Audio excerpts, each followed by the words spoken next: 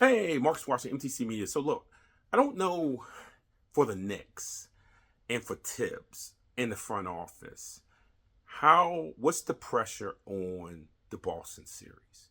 If you've read a few things, the front office and Thibs aren't necessarily safe, which I find interesting. I know you invested a bunch of assets into making the current roster what it is, going out and getting Cat and going out and getting Bridges. So, and I get it, but I would like to think if you're going to do that, you give it more than 1 year. You give the front office time to say, okay, here we have a year under our belt.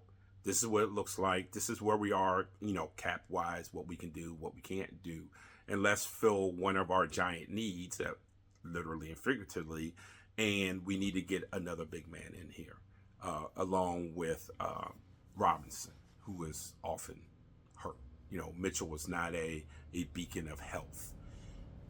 I would like to think that's what the Knicks are planning on, because I would be shocked if the Knicks won more than one game this series.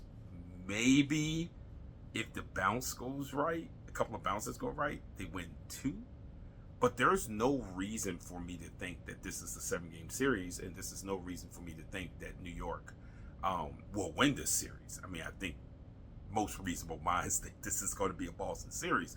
But I would hate to see New York ownership get rid of what has been started in New York by exercising the impatience they have exercised in the past. Because I think the only thing that's going to do is set New York back.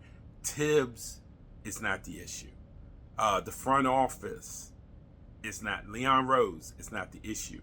It's just the way they did things. It's not a 1-year plan. I do think it's more of a 2 to 3 year plan.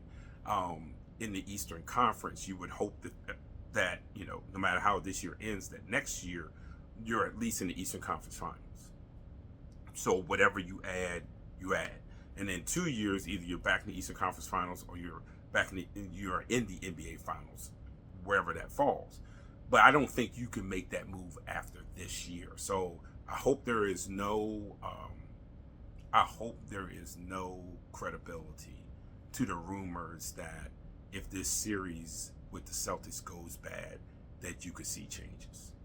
It's Marcus Washington, MTC.